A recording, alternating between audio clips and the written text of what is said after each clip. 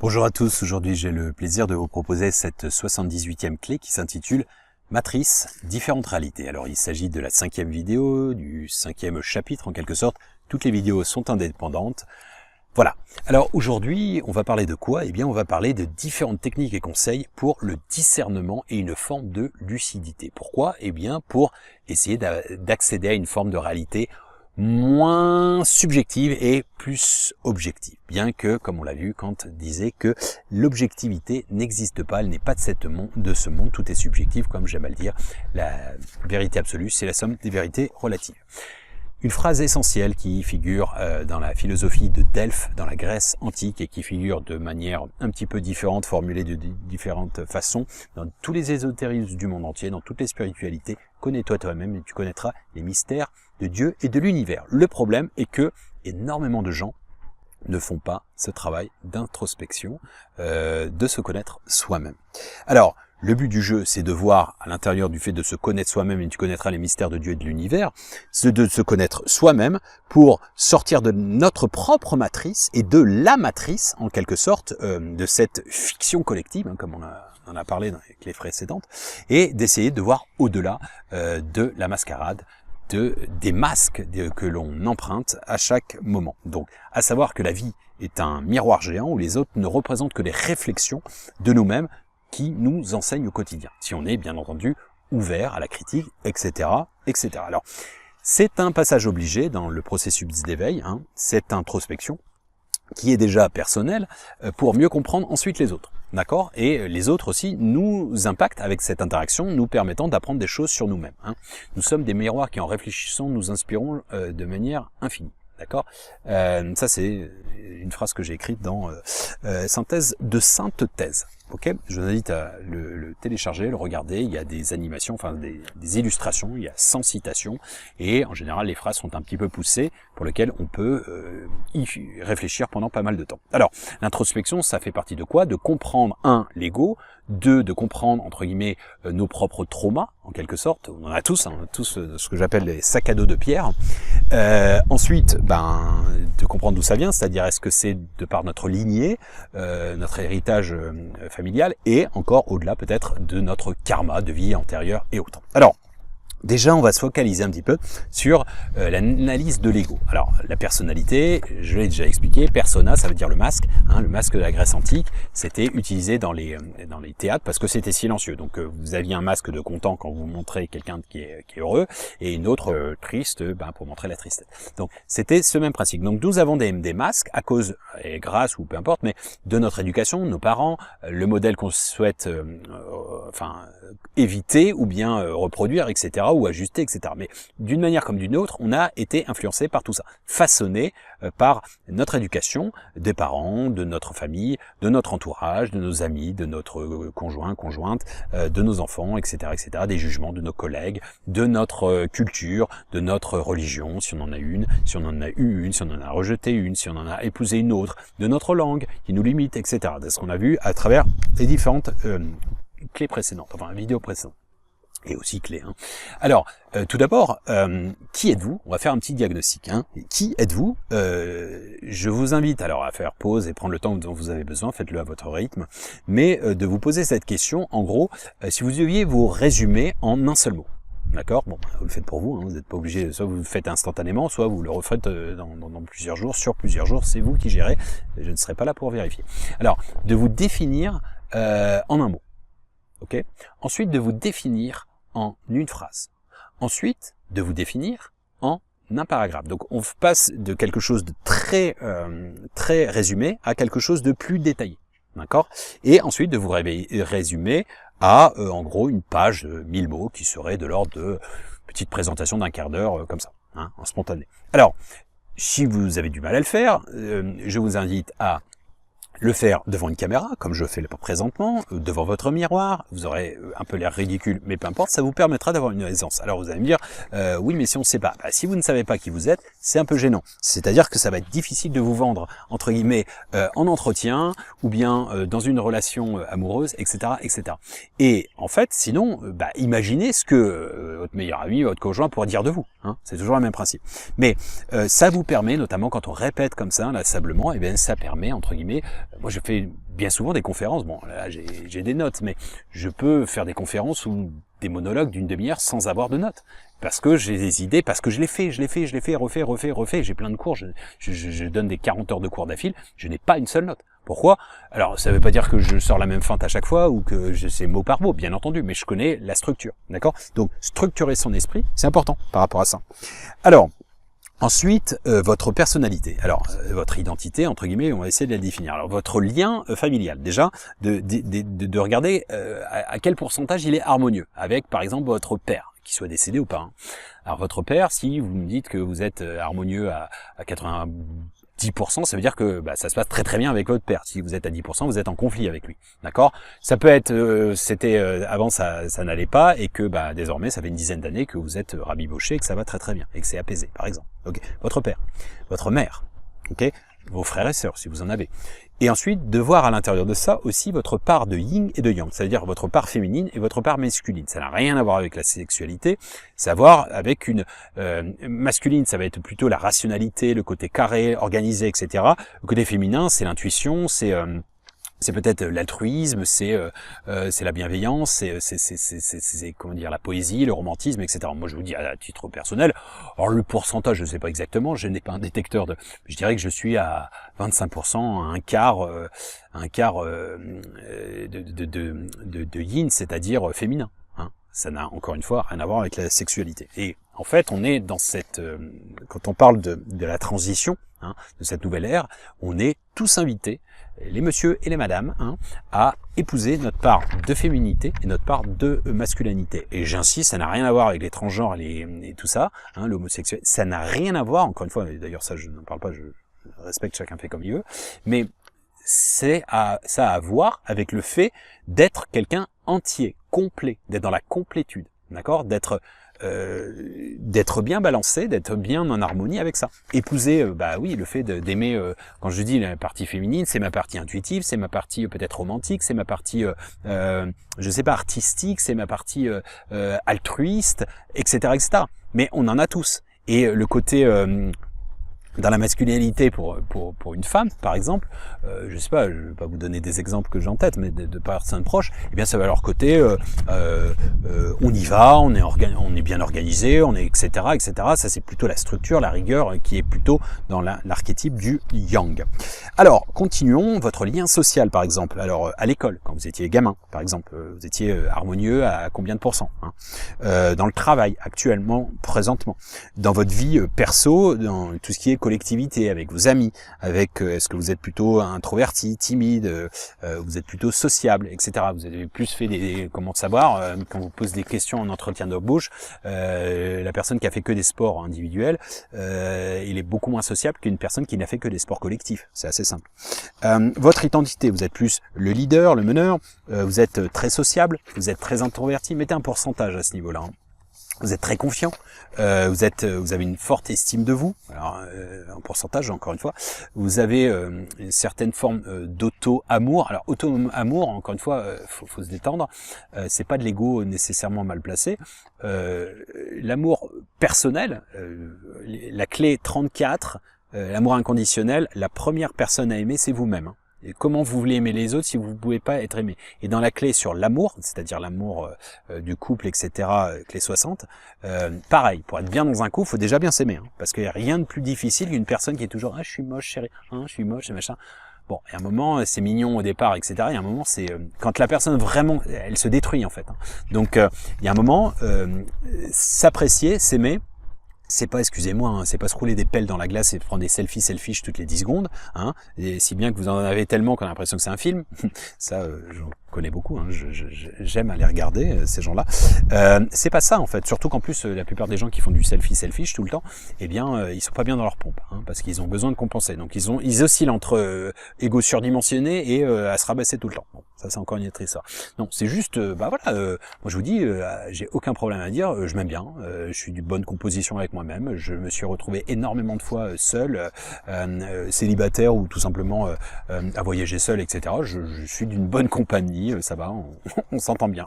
Non mais encore une fois, c'est un truc, j'ai travaillé sur moi, Et en parallèle, je travaille encore sur moi, je suis toujours dans l'auto-analyse, et voilà, il y a des choses, des côtés négatifs, il y a des choses, je peux être un gros con de temps en temps, je suis mal luné, machin, ça arrive à tout le monde, voilà, je fais des efforts, bien entendu, mais voilà, c'est ça en fait, bon, l'auto-amour. Alors, est-ce que vous êtes positif? Le pourcentage, encore une fois. Est-ce que vous êtes plutôt visuel, oral ou kinesthésique? Kinesthésique, c'est plutôt le toucher, etc. Enfin, vous êtes très tactile, etc. Est-ce que vous êtes cartésien rationnel? Enfin, en pourcentage toujours. Vous êtes spirituel, artistique, organisé, rigoureux, etc. On peut en mettre d'autres, mais là j'en ai mis que ça. Je vous invite à lister vos qualités, d'accord? Vos qualités, et ensuite vous faites la liste également. Donc là je le dis vite, faites pause sur écrivez, et puis vous le faites plus tard, hein, bien entendu, et vous le faites là instantanément, ou vous pouvez le lisser sur une semaine par exemple, ou sur 20 jours, j'en sais rien, peu importe. C'est vous qui organisez comme vous le souhaitez. Faites la liste de vos défauts, et si vous ne savez pas, demandez à votre entourage. Avec des exemples. Et notamment des solutions pour remédier. Alors, si tant est que vos défauts vous dérangent. Hein. Il y en a qui ont un caractère de cochon, ils sont soupolés, bah ça les dérange pas. Bah, si ça dérange pas leur environnement, grand bien leur face, enfin, peu importe quoi. Classez le top priorité de ce que vous souhaiteriez remédier à ces soucis-là, si tant est que vous considérez que c'est des soucis. Alors, définissez votre caractère, ça c'est important aussi, et en êtes-vous satisfait? Oui ou non, et sinon, comment l'améliorer? Alors, votre hygiène de vie, est-ce qu'elle est mauvaise, est-ce qu'elle est moyenne, est-ce qu'elle est bonne ou elle est excellente? D'accord, il n'y a pas de entre deux. Hein. L'alimentation, le sommeil, le sport, l'alcool, les drogues et l'état d'esprit. Encore une fois, on en revient toujours sur l'hygiène de vie qui est positif ou non. D'accord? Est-ce que c'est mauvais? C'est bon. Alors, alcool excellente, ça veut pas dire que vous buvez énormément. Hein, c'est plutôt dans l'autre sens. Ça veut dire que oui, vous avez tendance à abuser. Là, c'est une mauvaise hygiène de vie. Vous aurez bien compris. Non, mais encore une fois, en fait, ce diagnostic-là, il est assez important. Hein. Si vous n'êtes pas bien dans votre pompe et vous mangez que de la junk food, vous défoncez la gueule tout le temps, vous fumez des pétards et vous picolez. Et vous êtes toujours en train de rager, etc. Et vous êtes en boucle sur des sites de pas contents, c'est peut-être normal. Et vous vous entourez de gens qui sont aussi dans cette mouvance, bon, on ne s'étonne pas que vous êtes en basse vibration, etc. Alors, l'équilibre, toujours mauvais, moyen, bon, excellent. L'équilibre, alors, dans le couple, ok. On peut aussi être célibataire et être complètement épanoui, hein, je l'ai vécu, hein, donc je sais de quoi il en recourt. Hein, j'ai vécu de manière très harmonieuse aussi en célibat. La famille, ok, donc parents, etc., hein, les enfants, dans l'amitié, dans le professionnel et dans le personnel, c'est-à-dire personnel, la vie au-delà du job. Alors, votre corps de souffrance, j'appelle ça aussi le sac à dos de pierre, en gros, c'est vos traumas, vos problèmes, etc. On en a tous. Je ne connais pas de gens qui soient aseptisés, à moins qu'ils soient restés dans une grotte ou dans une bulle, mais je n'en connais pas. D'accord? Donc, je vous invite à faire cette investigation, de lister vos problèmes passés et présents. Alors, ceux qui sont passés, comment vous les avez surmontés, si vous les avez surmontés, et les autres, les présents, comment y faire face, d'accord? Et éventuellement, comparez, rapprochez-vous de gens qui ont vécu la même chose. Comment ils y sont parvenus? Ça ne veut pas dire que ça marchera pour eux, pour vous. Il y a pas de recette miracle, il n'y a que des adaptations miraculeuses, comme je le dis tout le temps, mais on peut s'en inspirer parfois. L'autre danger serait de tomber, et ça je l'ai vu dans plein de groupes de discussion, les hypersensibles, etc., ou même les alcooliques anonymes, où en gros, les gens se substituent au truc. Ils sont dans un cercle et en fait, ils en sortent pas. Et tout le monde arrive avec, toujours en déballant son truc, à ne chercher aucune solution. Ça, c'est un autre piège, duquel, en fait, vous êtes dépendant de ça. Du genre, mince, si j'arrête l'alcool, je ne pourrai plus aller aux alcooliques anonymes, donc je vais perdre mes amis. Vous voyez, c'est grotesque, mais ça en est de temps en temps un petit peu comme ça. Alors, donc, soyez vigilants par rapport à ça. Listez ce que vous n'aimez pas dans la vie. Ok, vous pouvez prendre, oui, un almanach de 250 pages si vous voulez. Non mais, les trucs principaux. Ensuite, listez ce que vous n'aimez pas dans votre vie. D'accord? Ça, c'est un autre truc. Et ensuite, je vous invite, moi, à faire ce truc plusieurs fois et vous le brûlez. Vous le brûlez comme un rituel, ok? Ça disparaît, ok? C'est pas aussi facile, il faut le faire plusieurs fois, d'accord? Et plus vous allez le faire, et plus vous allez... D'accord. Donc, vous savez, vous avez identifié ce que vous n'aimez pas. Il y a des gens qui ne savent pas ce qu'ils n'aiment pas dans leur vie. Leur vie ne va pas, ne leur convient pas, mais ils ne savent pas ce qui ne va pas. Donc, si identifier un problème, c'est déjà le solutionner partiellement. Ensuite, le reparamétrage, hein, je vous invite une fois de plus, la clé 37 sur le reparamétrage. Je vous explique comment ça se passe au niveau le subconscient, l'inconscient, etc. L'auto-hypnose, l'hypnose, mais l'auto-hypnose, c'est-à-dire que vous la faites vous-même. Et je vous donne la clé 37 prime, eh bien c'est une méditation guidée qui vous emmène avec un texte, une musique, je prends le temps, avec 40 minutes, et je vous invite à être en harmonie, etc. Je ne sais plus ce que c'est d'autre. Enfin, il y a 3 trucs, 3 thèmes là-dessus. Mais je vous donne la trame pour le faire vous-même. Vous prenez un smartphone et vous avez juste à parler, à lire ce que je vous ai écrit. Hein, donc vous l'imprimez ou pas. Hein, je donne la trame et vous remplacez les mots sur lesquels vous voulez focaliser le point d'attention sur un trauma que vous avez. Je ne peux pas mieux faire. Hein, je ne peux pas le faire pour vous et encore moins le répéter pour vous. Comme tout ce que je vous donne dans toutes ces différentes vidéos. Et Dieu sait que... Bon, bref, je vais pas la refaire à chaque fois, mais Dieu sait qu'il y a du boulot. Enfin, il y a matière, entre guillemets. Je ne dis pas que tout va vibrer en vous, mais en tout cas, il y a pas mal de conseils. Alors, votre état d'esprit, votre philosophie, pour vous, la vie est belle à combien de pourcents? La vie est belle à 90%, vous trouvez que la vie est géniale, quoi, en gros. La vie est belle à 5%, vous êtes... plutôt pessimiste et peut-être en dépression, je ne sais pas, encore une fois ce n'est pas un jugement, j'ai vécu la dépression jusqu'au point de vouloir me suicider quand j'avais 18 ans, donc je connais un petit peu, j'ai quand même un petit peu suicidé dans ma famille, donc vous imaginez que je sais ce que c'est. Alors, la vie est belle à combien de pourcents? Et votre vie est belle à combien de pourcents? Alors, ensuite, je vous invite à dépeindre précisément un monde idéal en un mot, en une phrase, en un paragraphe et en une page de 1000 mots. 1000 mots, c'est en général c'est une feuille A4. D'accord? Je vous ai dit, je me suis amusé à dépeindre une société idéale, sage passage, que je vous invite à lire ou à écouter en audio et qui dépeint de manière très précise une civilisation, une société que je vibre en fait, auquel j'ai accès et que je ressens. Okay. Et pourquoi? Parce que en général, quand on est le gouvernement, les machins, pas contents, le système, machin, il est pourri. Depuis que je suis ado, je pense que le système est complètement bidon et qui n'est pas humain, etc. Bon il y a un moment, ça a été dur de 12 ans à, j'en sais rien, 18 ans, jusqu'à vouloir me suicider. Et à un moment, j'ai commencé à essayer de rentrer à l'intérieur pour essayer de le comprendre et commencer à trouver des solutions. Pourquoi j'ai passé ma vie à voyager? Pour essayer d'aller à la rencontre du monde, des cultures et notamment de ce qui se faisait de bien et d'intéressant. Et il y a plein de choses qui sont belles dans le monde. C'est juste qu'on ne focalise que sur les choses négatives. Hein. Un arbre qui tombe fait toujours plus de bruit qu'une forêt qui pousse. Bon, ça c'est le problème des news, c'est le problème de notre système, c'est aussi le problème des gens. Hein, parce que quand il y a un accident, on aime aller regarder, voir ce qui s'est passé, etc. C'est un côté pervers dans la nature humaine, c'est comme ça. Mais après, libre à nous d'aller chercher ce qu'on veut ou pas, et le côté lumineux. Donc je vous invite à dépeindre un monde idéal, et ensuite de faire exactement le même travail avec un mot, une phrase, un paragraphe et une page, avec votre vie idéale, en disant, allez, tout est permis, c'est Aladdin, j'ai le nombre de vœux que je veux, et ce serait quoi votre vie? Encore une fois, pourquoi c'est important de faire ce schéma-là? Parce que, encore une fois, vous pouvez aller manifester, mais si, je sais pas quoi, des missions, allez, dégager le système, on prend une marionnette, on en prend une autre, hein, de changer pour que tout reste la même chose, tout reste identique, hein, on connaît l'histoire. Donc, si on ne sait pas, eh bien, on ne le vibre pas et on n'est pas en train de l'ancrer dans la matière. Et du même ordre que pour notre vie, comme je dis assez souvent, je reprends Sénèque qui dit la chose suivante, nul n'est vent, à ce moment-là le vent se lève, nul n'est de vent favorable pour le marin qui ne sait pas où il va. Ok? Vous pouvez avoir des vents machin, ok? Si vous ne savez pas naviguer, vous ne savez pas où vous allez, eh bien ça n'a aucun intérêt.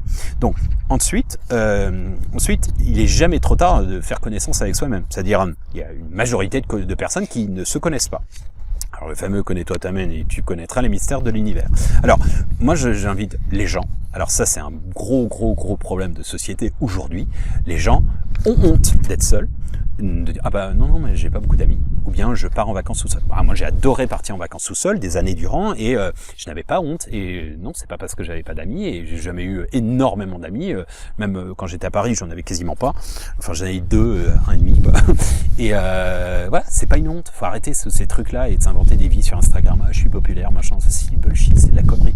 Surtout que la plupart du temps, c'est de l'illusion, c'est du virtuel, c'est... Bon bref, je pense que vous aurez saisi. Mais bon, disons, passer du temps seul, c'est très important. J'ai beaucoup voyagé seul. Alors quand vous voyagez seul, vous partez un mois, vous partez 2 semaines, que ce soit en voyage professionnel ou personnel. Eh bien, vous passez du temps dans les attentes, dans les aéroports, dans les bus, dans les machins. Ah bah ouais, faut aimer sa compagnie. Et ça vous permet de vous retrouver tout seul. Quand je passe des retraites Vipassana ou autre, tout seul, dans le silence, où je pars 3 jours tout seul, sans personne, et je suis au milieu de nulle part, sans confort, sans alimentation, sans rien du tout, je suis avec moi-même. Et ça, c'est un truc, c'est pas, et encore une fois, c'est pas, ça, c'est de la spiritualité opérationnelle. C'est là où vous commencez vraiment, dans les voyages, dans toutes ces choses-là, mais pas, vous pouvez aller rester tout seul chez vous, sans être tout le temps sur Internet, et d'apprendre à vous connaître. C'est très, très important de passer du temps ponctuellement avec vous. Et aussi, en général, et d'établir une sorte d'amitié avec vous-même. Oui, ça semble bizarre, mais oui. Et afin d'éviter la fuite, on est toujours bombardé d'informations, des scrollings à la con sur les réseaux sociaux, etc., qui nous bouffent le temps. Et combien de personnes témoignent et le disent, ah putain, j'ai passé 2 heures, j'ai rien fait, j'ai juste scrollé, quoi. Bon bref. Vraiment très important dans le fait de se connaître, c'est de savoir, de comprendre que vous n'êtes pas l'ego, c'est une identification à des masques, de la mascarade, d'accord. D'ailleurs, quand vous pensez à qui vous êtes, hein, qui pense et qui analyse qui au final, il y a une dissociation qui s'opère, n'est-ce pas? Et bien déjà là, ça montre qu'il y a quelque chose qui se met en place. Quand vous commencez à, dans votre vie au quotidien, moi j'avais beaucoup pratiqué la pleine conscience comme telle, quand j'étais, enfin depuis 2010, j'étais à Shanghai, notamment quand j'étais en réunion, etc., et que je commençais par exemple à monter, la moutarde me montait au nez, je commençais à m'énerver, etc., parce que j'étais dans la peinture, je m'extériorisais et je me voyais en fait de l'extérieur et en fait j'essayais de rationaliser. Alors ça marchait pas tout le temps, bien entendu, mais c'est intéressant en fait de voir comment nos schémas reptiliens, impulsifs, etc., réagissent. Vous êtes attaqué, donc l'autre parce qu'il est pas en confiance, il vous attaque, etc. Enfin, ces espèces de petites guerres d'ego qui sont à la limite après des jeux d'ego, les jeux de l'ego, les jeux de go. Bon, voilà. Mais en quelque sorte, c'est pour identifier aussi que c'est important. En fait, quand on dit oh non, l'ego c'est mal, c'est méchant. Bon, ça c'est la spiritualité un petit peu New Age où faudrait être des plantes. Non, l'ego, on est dans l'incarnation, on est là pour l'honorer, hein. Et notre ego, notre caractère, notre éducation, on a été fait comme tel. Donc c'est aussi pour essayer d'y remédier éventuellement, mais c'est un moyen d'exister. Exister signifie se séparer, on s'est séparé de l'unité. Si on était de l'unité, l'unité a été unité pendant et a toujours été depuis la nuit des temps. Mais il y a un moment quand vous êtes l'unité, quand vous êtes le tout, vous ne voyez pas, donc vous êtes obligé de vous extraire comme d'une peinture, c'est toujours le même principe. Donc exister signifie se séparer. Alors, très important, c'est d'établir et de savoir quels sont vos centres d'intérêt. Ok, vos centres d'intérêt, vous aimez quoi au titre personnel ou à titre professionnel? Alors, à titre perso, vous aimez quoi? J'en sais rien, la nourriture, vous aimez bien manger, vous aimez bien faire la bouffe, la cuisine, vous aimez bien le sport, lequel? L'art, la musique, le théâtre, je sais pas, l'artisanat, le bricolage. Il y a pas de centre d'intérêt négatif en soi. Le mec, il est fan de, j'en sais rien, de cricket, de philatélie, il kiffe, de jeux vidéo, tant mieux. Moi, j'aime pas ça. Enfin, libre à chacun, je veux dire, j'aime bien le football, je sais que c'est un peu beauf. Bon écoutez, j'aime bien ça, que vous voulez, on se refait pas. Et encore une fois, il faut pas s'inventer une vie, c'est-à-dire qu'il y a des gens qui voudraient avoir une image extérieure bien vue, etc. Vous n'avez pas envie de faire du caritatif, n'en faites pas. Si c'est pour pester et être, j'en ai connu dans le caritatif, pour avoir pas mal bossé là-dedans, des mecs absolument aigris, quoi. Et on se dit, quel est l'intérêt au final? Je sais pas, va te détendre, fais des choses pour toi, une bonne balance, quoi. Spiritualité, le voyage, les jeux vidéo, les jeux de société, faire la fête, c'est pas une honte de faire la fête. La télé, le cinéma, la série, comme je vous ai dit, pour faire la fête plusieurs fois, mais je l'avais dit dans le passé, ça c'est une très bonne philosophie philosophie de Rumi dans le soufisme, on dit quand un spirituel rentre dans une taverne, quand un ivrogne rentre dans une taverne, ça reste une taverne. Quand un spirituel rentre dans une taverne, ça devient un temple. Pourquoi? Parce qu'en fait, tout est sujet à la spiritualité en quelque sorte. Alors, la télé, le cinéma, les séries, lire, écrire, apprendre, collectionner, le farniente glandé, c'est pas mal en soi, hein. C'est sympa aussi de temps en temps, plutôt que d'être toujours submergé d'informations. Etc., etc. Alors au niveau professionnel, encore une fois, ça peut être dans le cadre d'une reconversion. Vous n'aimez pas votre boulot, vous avez 45 ans, libre à vous d'en changer. Oui, ça peut être difficile, oui, mais il y a les formations, surtout en France, hein, je suis désolé, en France, en Belgique, au Canada, il y a quand même pas mal de dimensions sociales, où il y a plein de pays, en Turquie, ou je sais pas, en Indonésie, etc., où vous voulez changer de boulot, vous bouffez vos réserves, vos économies. Sinon, il y a plein de formations qui sont dispensées gratuitement, on peut aussi se mettre, je sais pas, rupture conventionnelle, il y a plein de choses qui sont possibles. Mais ne pas partir avec le frein, non c'est pas possible, non ça marchera pas, etc., etc. Sinon laissez tomber quoi. Et donc à titre, je sais pas moi, je liste un petit peu les différentes, l'agriculture, l'industrie, tout ce qui est production, l'ingénierie, la recherche, la médecine, l'aide à la personne, l'enseignement, le commerce, la banque, la finance, ressources humaines, les communications, les constructions, l'immobilier, tout ce qui est café, hôtel, restaurant, les voyages, etc., etc. Il y a plein de gens aujourd'hui qui, je sais pas, sont comptables et moi j'ai connu et qui se sont reconvertis entre guillemets dans tout ce qui était aide à la personne. Ouais, qui font des soins, qui font, je sais pas, qui sont naturopathes, etc. J'en ai rencontré plein. Et des gens qui ont 50 ans. Et c'est super noble de leur part, oui, de remettre en blanc toute leur vie, etc. Ils avaient une bonne position, un salaire, une aisance financière et autres, et c'est tout à leur honneur de remettre tout ça en question. Alors, qu'est-ce qui compte qu'est-ce qui compte par ordre d'importance? Il y en a 12 et évidemment, toutes sont importantes, mais vous devez faire un choix de mettre par ordre. Le premier est le plus important, le deuxième et ainsi de suite. Alors je vous les donne. Être en harmonie. 2. Être en bonne santé. 3. Avoir une famille. 4. Avoir de l'argent. 5. Satisfaire vos rêves. 6. Être utile. 7. Donner un sens ou faire sens. 8. Avoir beaucoup d'amis. 9. Être intégré au système, on va dire à la société. 10. Être reconnu. 11. Être aimé. Et 12. Aimer. D'accord? Alors je vous invite à réfléchir et les mettre par ordre d'importance pour vous. Évidemment, c'est un peu compliqué parce que toutes sont importantes. Mais voilà.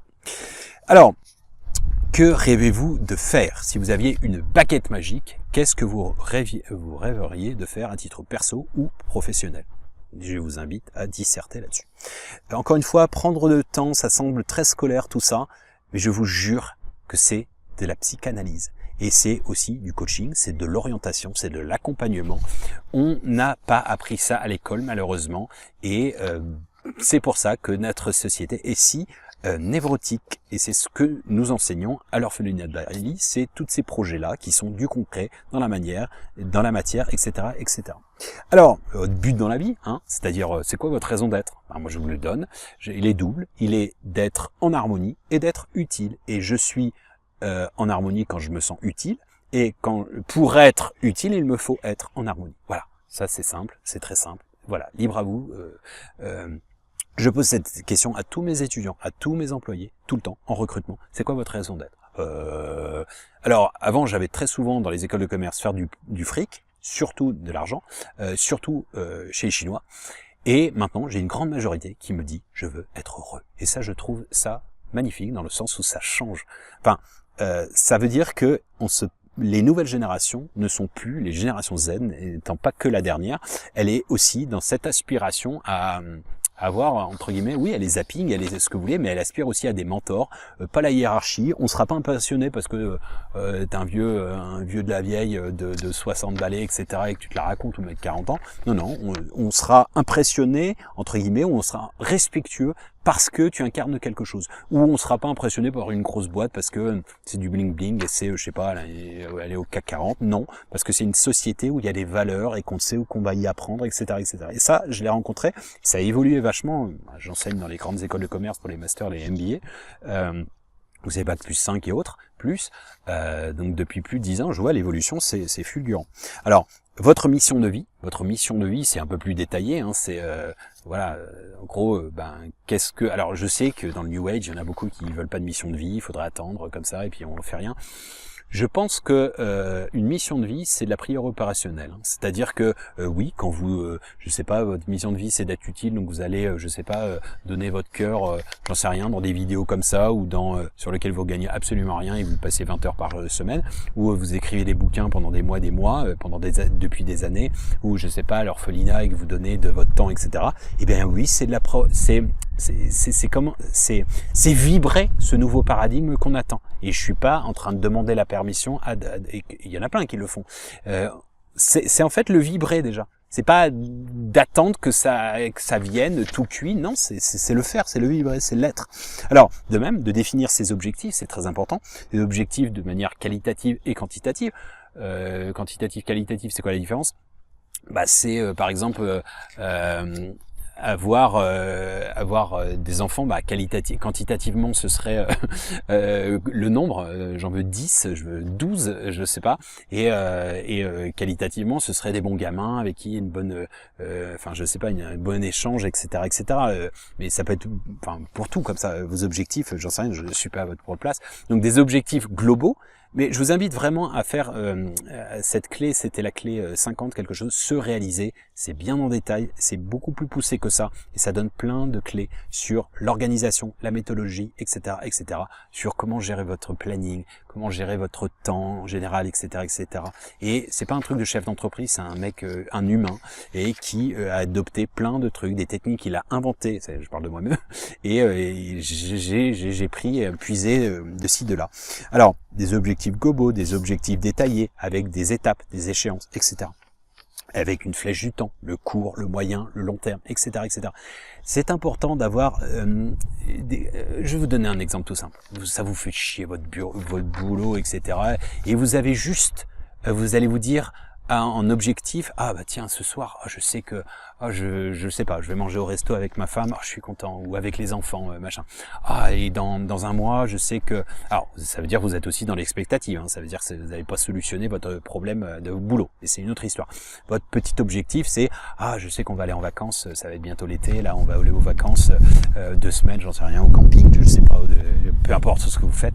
Eh bien, c'est ça, en fait, des objectifs. Ça nous vous permet d'avoir une étoile polaire, à vous dire, il fait pas beau en ce moment, je sais que j'ai une expectative de quelque chose qui va arriver. Donc, mais encore une fois, le but du jeu, ce serait d'être tout le temps bien, même dans votre boulot et de chaque moment. Mais bon, c'est ça en fait le but de se mettre des objectifs comme ça, c'est d'avoir en fait quelque chose qui vous fait vibrer et qui vous motive à se dire tiens, j'ai un challenge, une petite compétition avec moi-même. Alors, analyser l'ego, on l'a vu, les nettoyages des traumas, de la lignée du karma. Alors, en fait, c'est important, je vous ai dit, d'essayer d'analyser vos traits de caractère, vos défauts, des qualités, etc. Et de voir aussi les interactions avec les gens. En fait, de voir, en fait, au-delà, dans les traits de caractère, etc., vos défauts et tout, d'où ça vient. Est-ce que ça vient de vos parents, de votre famille, et si oui, de qui? Ok, ça peut être d'un aïeul, hein, ça peut être hérité d'un aïeul que vous n'avez même pas connu. Mais d'essayer de faire une investigation pour savoir d'où ça vient. D'accord. Ensuite, de voir ensuite à travers votre caractère les interactions avec les gens, et notamment pour les comprendre. Ok, parce que plus vous allez comprendre les gens, plus vous allez vous comprendre. Et aussi, je vous dis, les interactions avec les gens, c'est comme des miroirs. En fait, la vie est un miroir géant, et les autres ne représentent que les réflexions de nous-mêmes. Hein. Appliquer cette analyse. Puis cette même analyse sur les autres vous permettra de comprendre et de comprendre la vie qui est en train de vous enseigner comme des miroirs. Nous sommes des miroirs qui, en réfléchissant, nous influençons, en nous reflétant à l'infini. J'aime beaucoup cette citation que j'ai déjà évoquée dans le passé, qui est de Baal Shem Tov, un grand mystique juif, qui dit la chose suivante: l'homme à côté de toi est ton miroir. Si ton propre visage est pur, l'image que tu perçois sera aussi parfaite. En revanche, si tu vois un défaut dans l'homme à côté de toi, c'est ta propre imperfection que tu découvres. Il t'est montré ce que tu dois corriger en toi. C'est très beau. Alors, comment remédier aux problèmes de trauma, les sacs de pierre, l'aligner et également éventuellement le karma. Eh bien, vous avez des énergéticiens, vous avez l'hypnose, vous avez l'auto-hypnose, je vous ai dit, je vous donne la trame de l'auto-hypnose dans la clé 37. Vous avez alors le fait de passer seul, du temps, en silence, dans la méditation, bien entendu. Pascal disait une chose très importante, tout le malheur des hommes vient d'une seule chose, qui est de ne pas savoir demeurer seul et en repos dans une chambre. Et ça, les smartphones, les machins, l'hyperconnexion qui font que on n'est plus connecté, on est complètement déconnecté, on est hors sol, on n'est plus avec la vraie terre, la vraie vie, la nature, notre vraie nature, et ainsi de suite. Alors l'auto-analyse au quotidien, c'est-à-dire sur notre caractère, lister les positifs, les négatifs, ce qu'on a vu avant. La lecture d'âme éventuellement, ça je peux remettre la référence d'une de mes amies de confiance, Clara, qui fait un travail remarquable que j'ai fait à titre perso, et qui peut aussi vous aider dans ce cas de figure. La constellation familiale, j'en ai parlé dans le passé, très important aussi. Je vous invite à travailler de quoi il s'agit en fait. C'est une organisation, c'est des gens spécialisés qui en fait incarnent des fonctionnements. Je vous réfère à la vidéo 75.2. 75.2 sur l'au-delà. Voilà. La transgénéalogie, c'est-à-dire le recouvrement d'âme, en gros, vous découvrez qu'un de vos aïeuls, je me suis livré aussi, je l'ai expliqué dans cette même clé, 75.2, d'un de mes aïeuls qui avait tout perdu, qui s'était fait tromper, etc., etc. Et en gros, j'avais les stigmates comme ça qui revenaient sans cesse et je ne comprenais pas pourquoi. Et en fait, quand j'ai découvert ça, eh bien, je m'en suis libéré comme tel.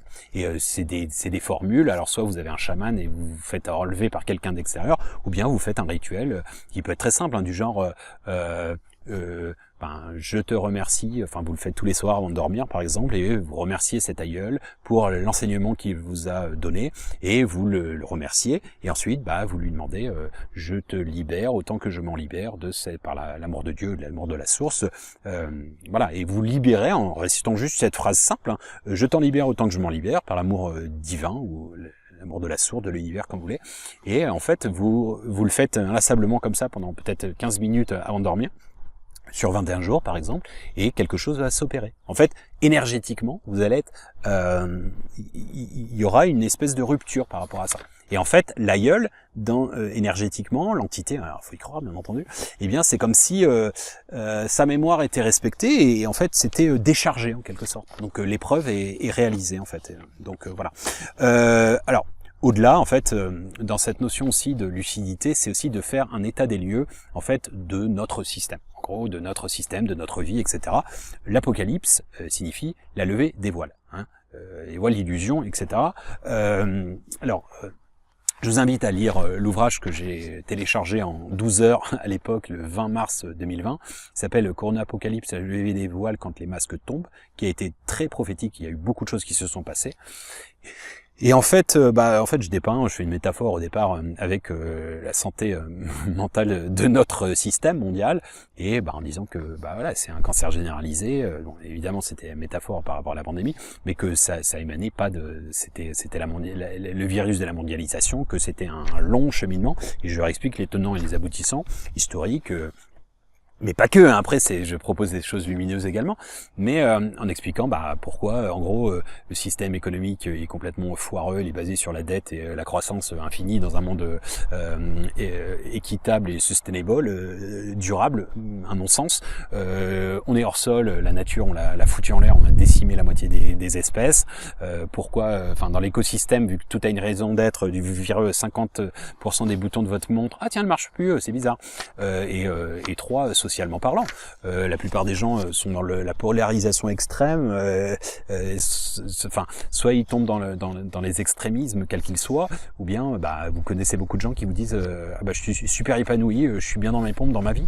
Moi j'en connais pas beaucoup, et c'est ça le gros problème. Ça veut dire qu'on est dans une société névrotique. Donc si dans ce triptyque là, alors c'est pas que du négatif, mais pendant 2 heures en fait je reprends les essentiels, mais c'est en fait solutionner un problème, c'est déjà le regarder en face. Donc ça fait mal, c'est un bon gros électrochoc, mais après ça vous permet de comprendre en fait pourquoi ça ne fonctionne pas et comment on va pouvoir arriver à quelque chose de lumineux et de nouveau. Comme disait Einstein, je l'ai dit bon nombre de fois, vous ne pouvez pas résoudre les problèmes avec le même esprit qui les a créé. Alors il va falloir se creuser un petit peu la tête. Et notamment de repasser au crible l'intégralité de notre système, à savoir l'éducation. Alors l'éducation avec les gamins, mais aussi l'éducation à l'école, la médecine, la science, l'administration, la politique, tout ça, en fait, ça va être à revoir au crible, et avec la question sous-jacente qui est: est-ce que ça fait sens? Est-ce que c'est dans le sens commun? Est-ce que c'est dans un intérêt collectif? Est-ce que c'est respectueux de l'homme et de la nature? Est-ce que c'est harmonieux, etc., etc.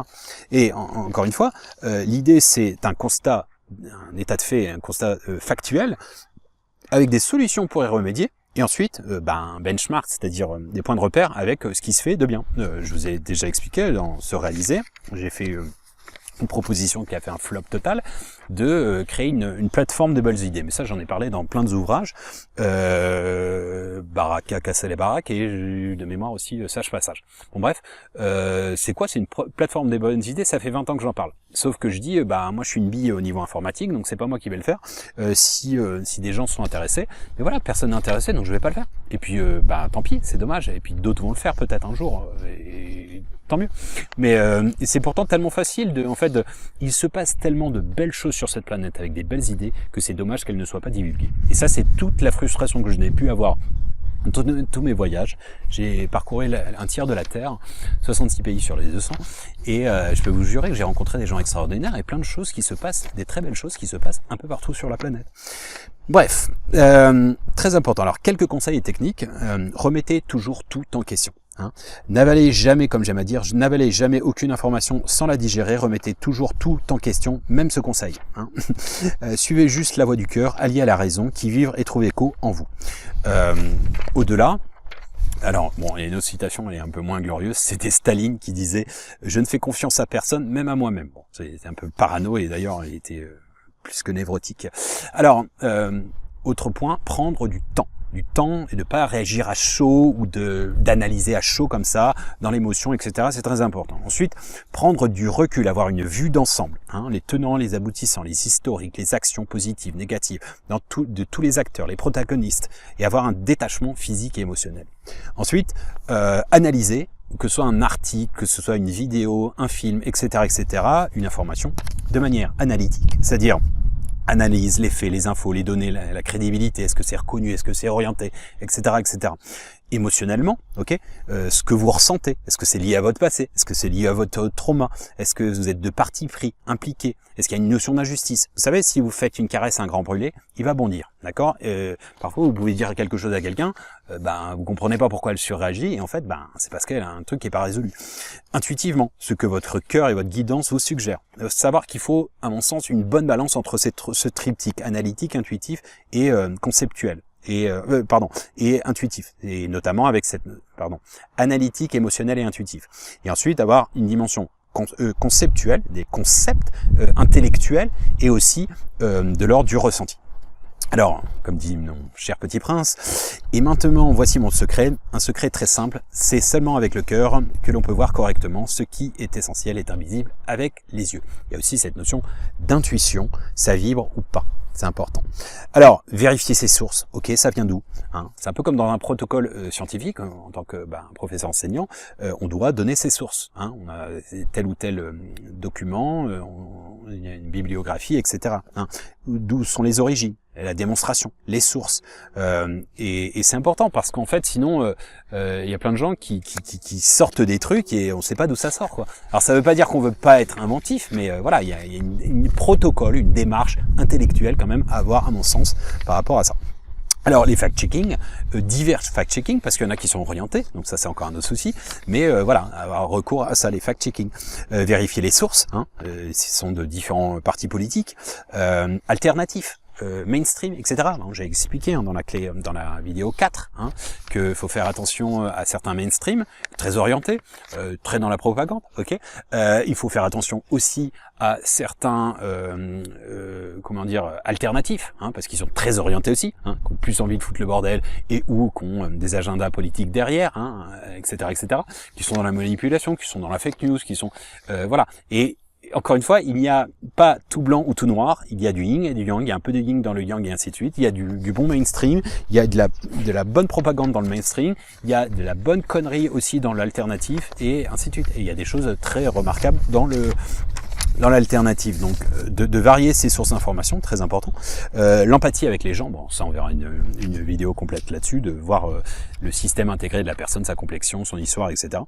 D'avoir un entourage très différent, à mon sens c'est important. Alors, on va me dire, on choisit pas ses amis et sa famille. Oui, bon, un petit peu quand même. Enfin, sa famille non, mais ses amis quand même, quoi. Mais différents bords, par exemple, politiquement, la sensibilité spirituelle, les scientifiques, les artistes, pas que des copier-coller de nous-mêmes. Moi, je sais que j'ai plein d'amis qui sont pas du tout dans la spiritualité, et ben voilà, on n'évoque pas ces trucs-là, et puis on peut même en rigoler. C'est pas grave en fait. C'est voilà. Encore une fois, je pense que la beauté et la richesse dans la largesse d'esprit, dans l'absolu, quoi. Alors, une pensée critique, à mon sens, est un travail collectif. C'est pour ça que c'est important de ne pas rester dans son carcan seul.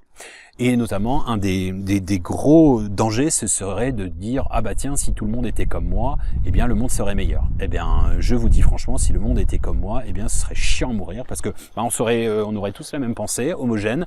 On n'aurait plus rien à dire, parce que ce que j'apprendrais à l'un, l'autre le saurait, etc., etc.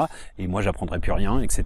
Et on n'aurait pas de débat d'idées, donc ce serait plat, stérile. Il faut quand même savoir que c'est une découverte de Cousteau du Coran, qui figure dans le Coran, que en fait dans le Gulf Stream, en fait, donc ça veut dire c'est des courants chauds et froids, en fait, qui sont nécessaires à l'activation des climats. Sans quoi, si il y avait plus le courant chaud et froid, eh bien ce serait comme une eau douce sur lequel en fait il n'y a pas cette activation du climat, et en gros il y aurait pas de vie. Et qu'est-ce que ça veut dire en métaphore? Ça veut dire que en fait, si on était tous homogénéisés, eh bien, il y aurait plus de dynamique. Et c'est ça qui fait la beauté de la vie. Voilà, un bon entendeur, salut. Alors, et enfin, je pense que, encore une fois, c'est cette notion de perpétuelle introspection, sans non plus se faire des nœuds dans la tête tout le temps. Mais c'est important d'être conscient des biais dans l'absolu, nos propres biais, référence à la clé 3, et puis de voir votre caractère, vos héritages, de voir comment les gens fonctionnent, la communication non violente, l'empathie, toutes ces choses qu'on verra dans la clé 7 de mémoire, et constante analyse au jour le jour. Chaque soir, par exemple, vous faites un bilan en vous disant, moi je le fais depuis que je suis gamin, je me dis tiens, j'ai fait ceci, cela, les grands points. Et je me dis, tiens, j'aurais pu améliorer ceci. Ah, ça, c'était bien. Ah, merci Dieu, machin. Ah, j'ai fait bien. Ah, là, je suis fier de moi. Je suis content. Ou, ah, merde, j'ai merdé. Ah, j'étais con quand même. Ah, demain, j'essaierai de m'excuser. Oh, je lui dirai, voilà. Ça, c'est super important. Et ça, mon gamin, pour l'instant, il parle pas encore. Il a à peine 2 ans. Mais dès qu'il sera en âge, on fera ça. On fera ça avant de se coucher. Ça, c'est un truc que j'ai à cœur, de lui poser ces questions comme ça. Alors, t'as appris quoi à l'école, machin, de faire une rétrospective, alors soit achronologique ou chronologique. Voilà.